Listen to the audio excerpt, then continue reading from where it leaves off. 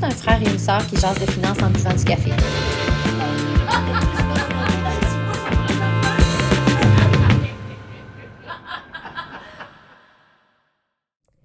Bonjour mon frère. Salut, ça va? Oui, très heureuse de te retrouver encore cette semaine. Moi aussi. Un autre beau sujet palpitant. Oui. Donc, tu avais envie de parler, puis ça m'a intriguée, de d'où vient l'argent. Oui. OK. J'aime ça. C'est un sujet que j'ai voulu mettre sur la table cette semaine. Tu me connais, parfois tu lances un petit peu... c'est de bon ton que je suis un peu nerd. Yes.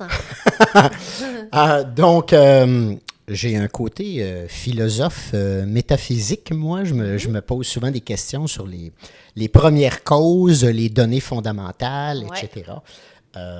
Donc, je voyais que la question, spontanément, ne te venait pas de demander d'où vient l'argent. Non. Mais c'est ça. Mais moi, c'est le genre de questions qui m'habitent. Fait que je me suis dit, tiens, je vais le mettre sur la table, on va en parler. Parce qu'après tout, c'est utile après ça pour discuter et comprendre un paquet d'autres sujets. Ben oui, absolument. Bon. Vas-y. Commençons par une distinction. Oui. D'où vient la richesse et d'où vient l'argent, ce n'est pas la même chose. OK. Hein? Bon, on aurait tendance à penser que oui. Oui, absolument. Bon, alors, ça nous amène à comprendre qu'il y a la richesse, elle vient de ce qu'on peut appeler l'économie fondamentale. Puis après ça, l'argent en termes de devises là, chez nous, de dollars, là, ça c'est autre chose, puis c'est beaucoup plus artificiel. Puis donc, je veux discuter les liens entre les deux et puis comment ça s'est décollé de plus en plus. OK. Reculons. Quand on est dans de l'économie très fondamentale, mais très de base, on est dans une économie de troc. Alors, quelqu'un a des moutons et un autre a du blé, et puis on peut s'échanger des biens comme ça.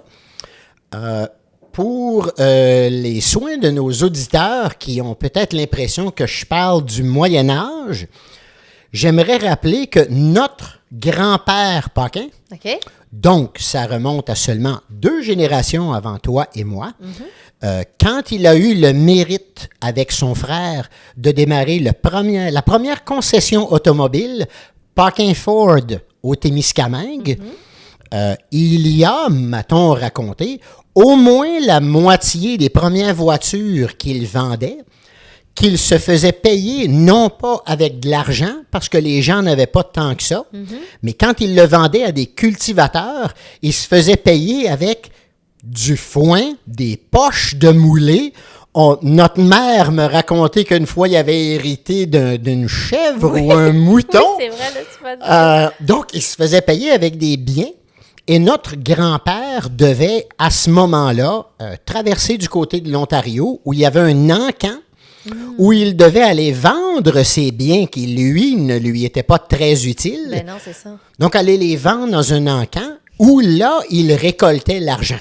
Hey. Bon, donc, voilà, pas besoin de penser que je parle des concepts très anciens, là. Ça fait pas si longtemps que ça qu'il y avait encore du troc qui se faisait assez fréquemment dans une économie. Maintenant, voilà, on vient d'illustrer avec le cas de notre grand-père. Le défaut du troc, c'est que tu obtiens un bien concret en échange et c'est loin d'être sûr que toi, tu en as besoin. Entre en scène la notion d'avoir une devise, donc d'avoir de l'argent, qui est quelque chose qui est neutre, qui est un objet qui, lui, peut être retransité contre tout et n'importe quoi. Ouais.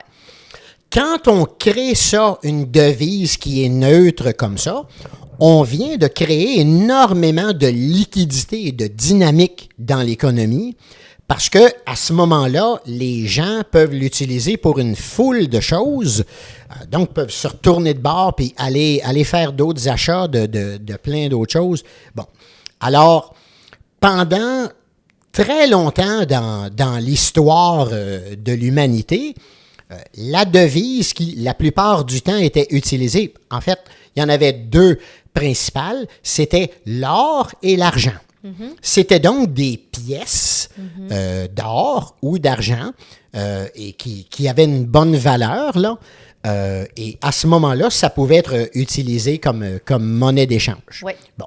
Maintenant que j'ai mis la table là-dessus, là, je veux revenir donc sur l'économie fondamentale, troc, etc. Revoici ma question de base. D'où vient la richesse? Donc, comment ça se fait qu'à un moment donné, on en a beaucoup plus? Okay. On a plus de moutons, mais on a plus de toutes sortes de choses. On est capable de construire des nouvelles choses.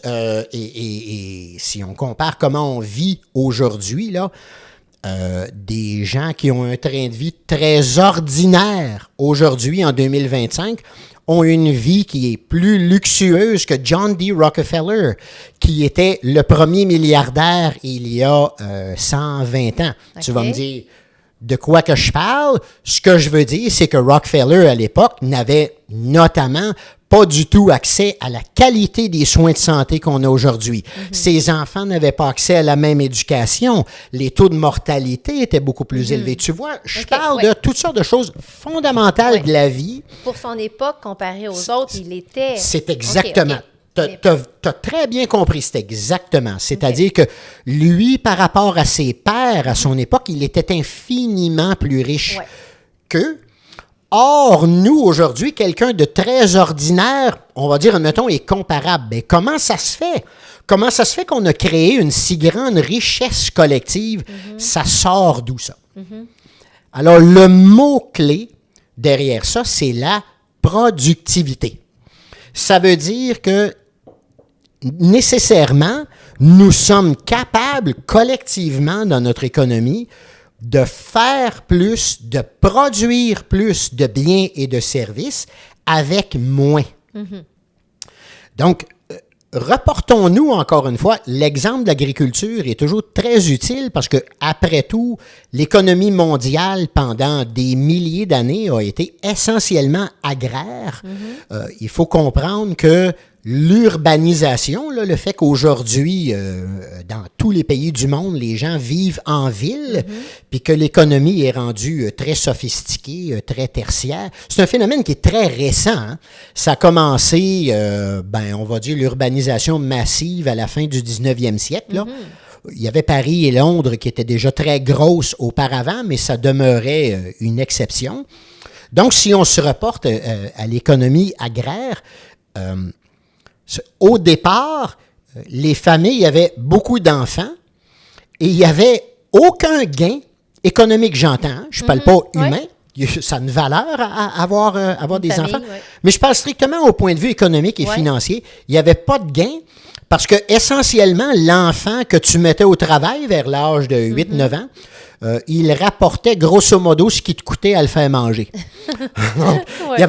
Alors, c'est pour ça que pendant de nombreux siècles, il y avait très, très peu de gains économiques.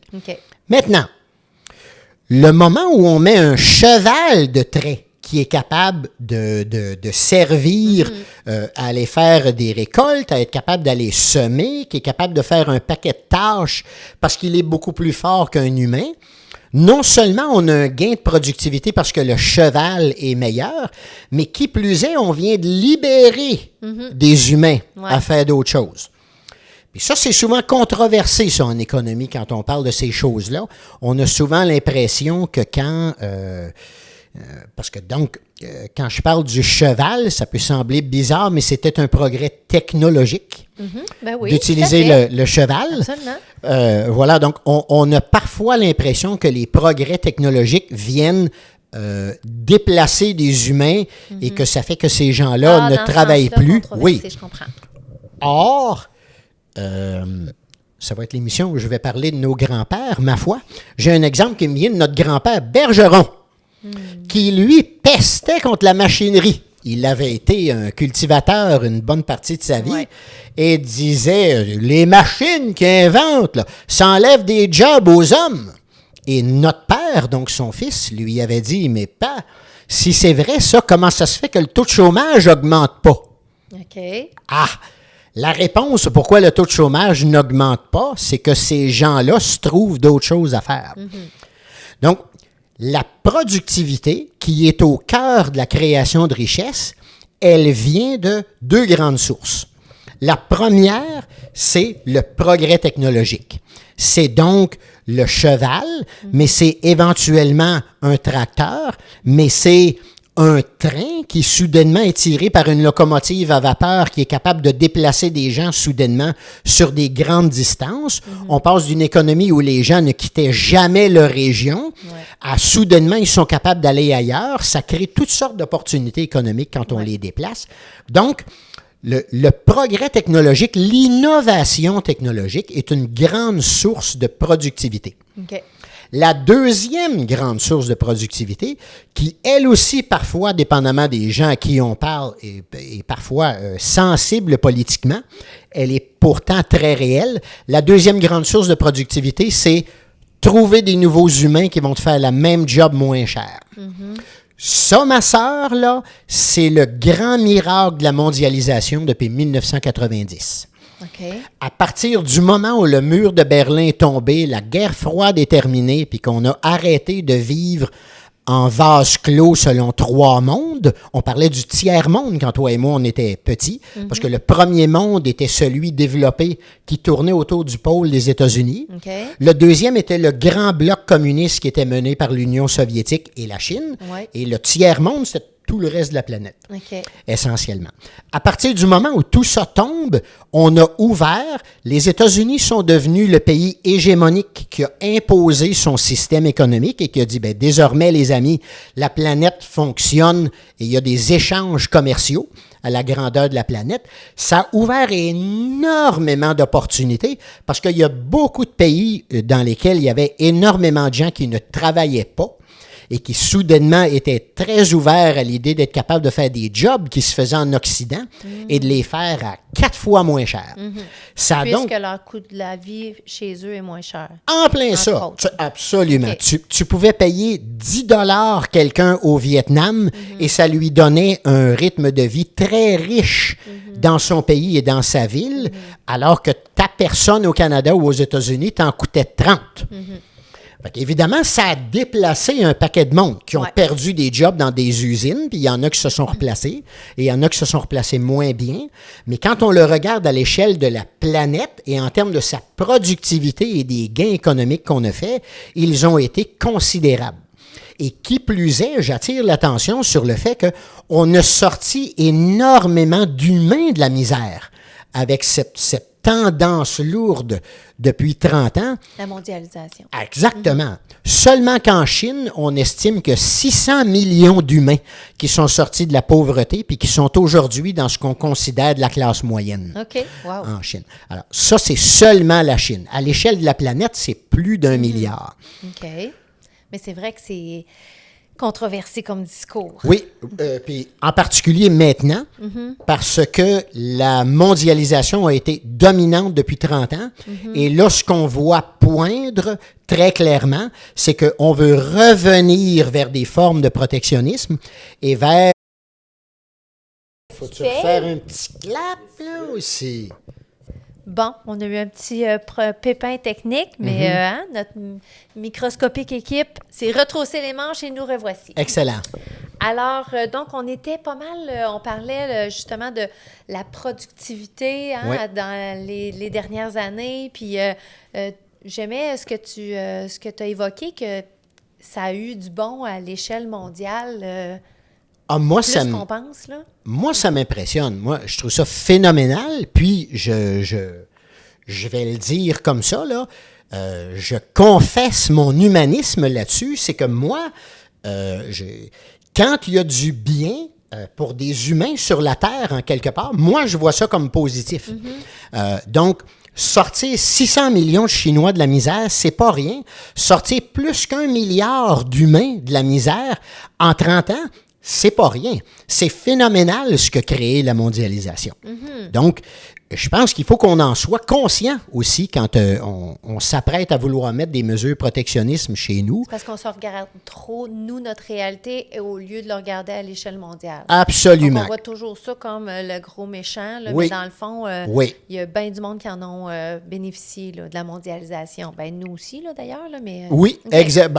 C'est bien dit, ça. Alors, nous, on en a bénéficié, beaucoup, puis il y a plein d'humains ailleurs sur Terre qui en ont bénéficié énormément, encore plus que nous. Ouais. Puis moi, je suis bien content de ça. Fait que ça sera mon... Oui, j'aime ça. Ça sera mon point d'exclamation sur la mondialisation. Oui.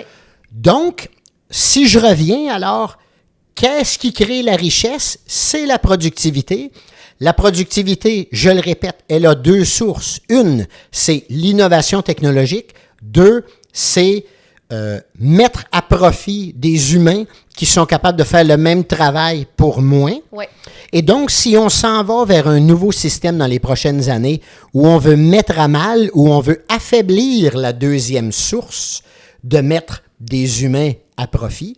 À travers la mondialisation. Le protectionnisme. Oui, exactement. Okay. Alors, si on s'en va davantage vers ça, ça laisse beaucoup plus de pression si on veut continuer à créer de la productivité sur une seule source qui est le progrès technologique. Et là où on en est actuellement, il y a énormément d'espoir dans l'IA, l'intelligence artificielle. Oui. C'est le grand vecteur d'innovation technologique qui va mener probablement les 20 prochaines années. Tu vois, le dernier grand vecteur là, qui en a provoqué un paquet, c'est l'arrivée d'Internet. Oui, OK. Moi, la première fois que je suis allé sur Internet, c'était en 1994. Mon ami Philippe m'a amené à la bibliothèque à l'Université d'Ottawa, puis il m'a dit « Martman, viens voir ça. » J'étais flabbergasté quand je me suis branché. Ben oui. Puis, et regarde tout ce que ça a amené comme innovation qui découle de ça. Oui. Donc, souvent, quand il arrive une nouvelle grande vague d'innovation technologique, comme ça, un grand domaine qui vient rejaillir dans un paquet de choses, typiquement, ça peut aller de 20 à 30 ans, ces choses-là. Là, ça dure plus ou moins une génération, on va dire. Donc, il y a énormément d'espoir avec l'IA, mais évidemment, donc, ça laisse beaucoup de pression à avoir de la productivité là-dessus. Puis évidemment, ben, ça implique qu'il y a de l'innovation qui va remplacer du travail de beaucoup d'humains. Et ces gens-là vont devoir faire comme tous ceux des vagues d'innovation technologique précédentes et se réinventer. Exact. Et je le sais que ça a l'air froid, ce que je dis là, puis que ça a l'air inhumain, que ça a l'air pas possible. C'est pourtant comme ça que ça s'est toujours passé. Et l'économiste Joseph Schumpeter a appelé ça de la destruction créative. Okay. Et que la destruction créative, elle est au cœur de l'économie capitaliste. C'est que le système capitaliste est fait que il y a toujours, je vais appeler ça des whiz kids. D'habitude, l'innovation arrive par les jeunes. En économie, c'est pas compliqué. C'est très rare que des gens de ton âge, Julie et moi, qu'on arrive avec quelque chose de bien révolutionnaire. Ouais. Les révolutionnaires, là, c'est des Justins. Moi, quand j'étais dans la vingtaine, là, puis que j'étais en multimédia avec mes chums, ben, j'avais des idées plus flyées. Et ça fonctionne comme ça. La destruction créative, c'est qu'il arrive toujours une innovation.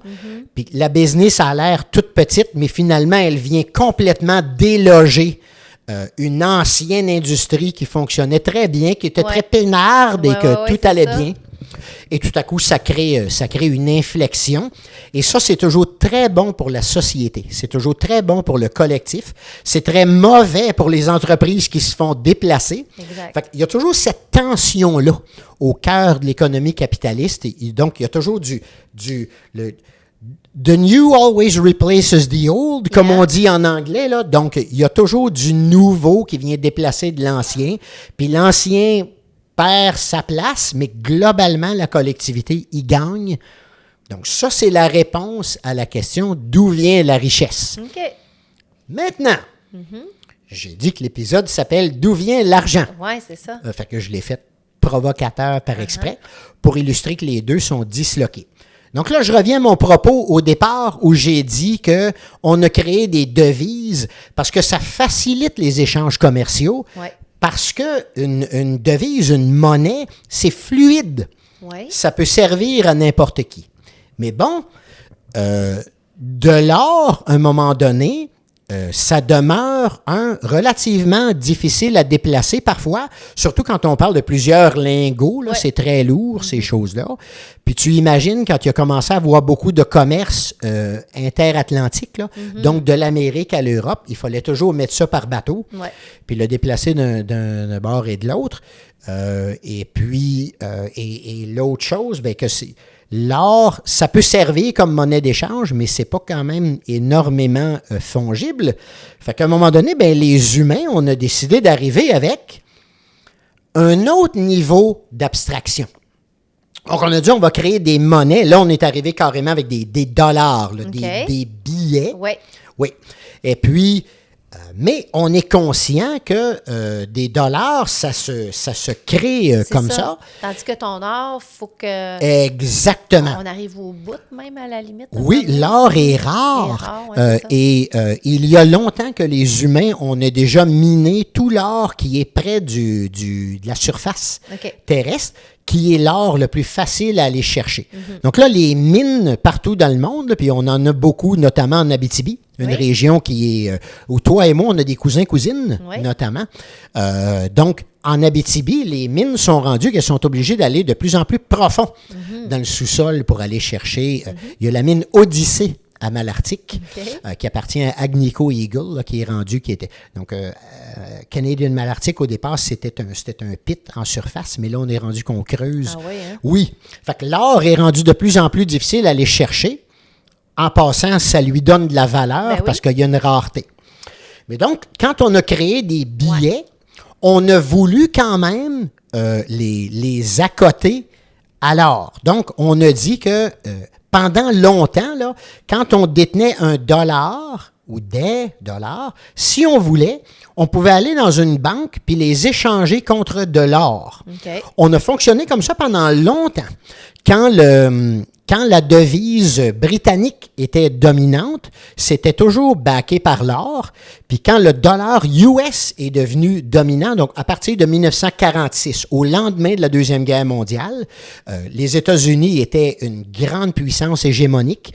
Ils ont imposé leur système, le système qu'on a appelé Bretton Woods, parce que Bretton Woods, c'est l'endroit où a eu lieu la rencontre. Et donc là, ils ont imposé le dollar US, mais au départ, ils l'ont quand même mis qu'il était encore adossé à de l'or. Donc, on pouvait l'échanger. Tu peux-tu juste dire hégémonique?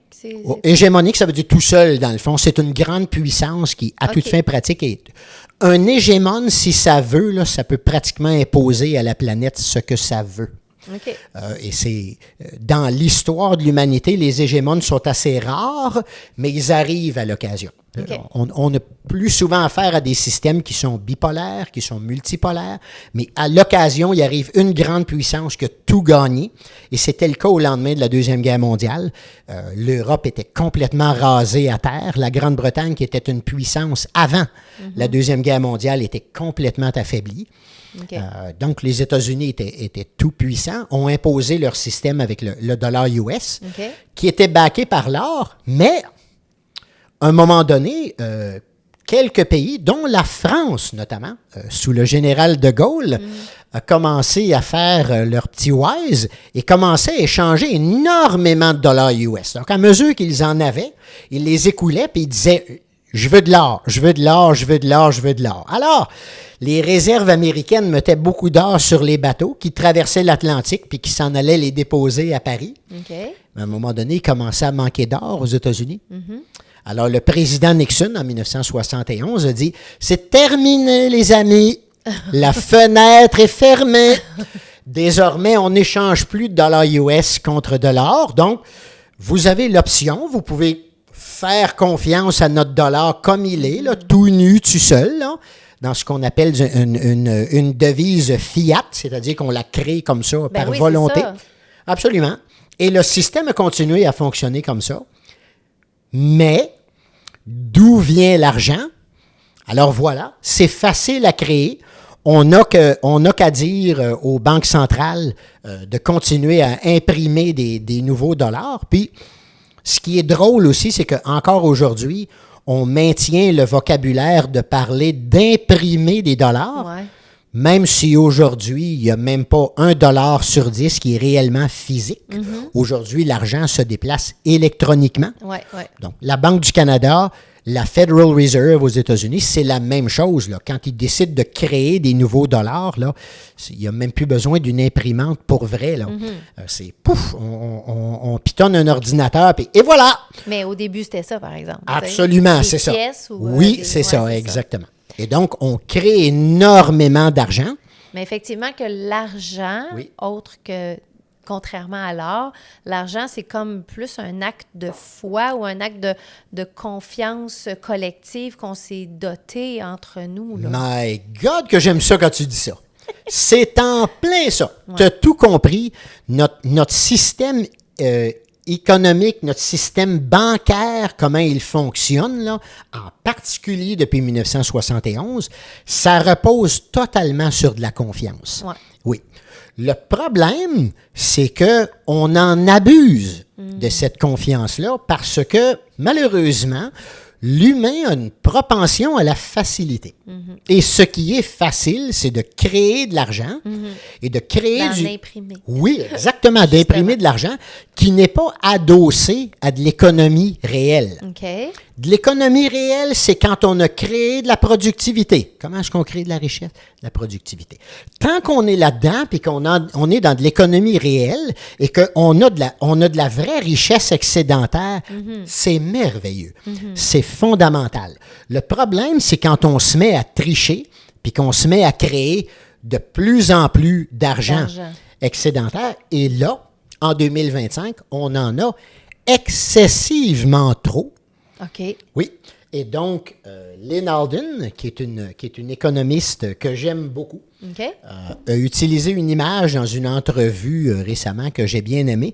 Elle a dit que dans notre système financier, notre système d'aujourd'hui qui est basé sur de la dette, on est rendu maintenant qu'on est dans un jeu de chaises musicales, mais dans lequel il y a une chaise pour environ 16 personnes qui tournent autour. Et tabarouette, hein? C'est beaucoup. Oui, effectivement. Alors, qu'est-ce que tu penses qu'on fait? Pour l'instant, on n'arrête surtout pas la musique et on veut s'assurer que les gens sont divertis. Tout à l'heure, je t'ai fait rigoler quand j'ai sorti ma musique. Ma petite musique de cirque. Tu m'as bien dit que tu voulais que je la fasse live. Oui. Mais ça fait plus pathétique. On dirait que on comprend plus. Ça fait pathétique. Fait que tout le monde tourne autour. Fait que on les garde sur le qui-vive. Oui. Fait que la chaise, elle est la richesse, elle est l'économie réelle. Puis tout le monde qui tourne autour dit, il espère. J'espère que c'est moi. Mais mettons, quand on est le jeu normal, c'est qu'on est 2 autour d'une chaise. Puis mettons, si on est 4, ça fait beaucoup. Mais quand on est rendu à 16, tout le monde se regarde et dit, on est bien trop. Hein? À un moment donné, tu catches. C'est ça. Alors, d'où vient la richesse? C'est l'économie réelle, c'est la productivité. D'où vient l'argent? C'est cette création, c'est cette fiction qu'on a créée par-dessus pour avoir de la devise liquide. Puis ça fonctionne super bien jusqu'à temps qu'on décide d'en abuser. Ouais. Puis on a tendance à faire ça. On a tendance à en abuser. La finance, mon Dieu, oui. C'est simple, mais c'est pas facile.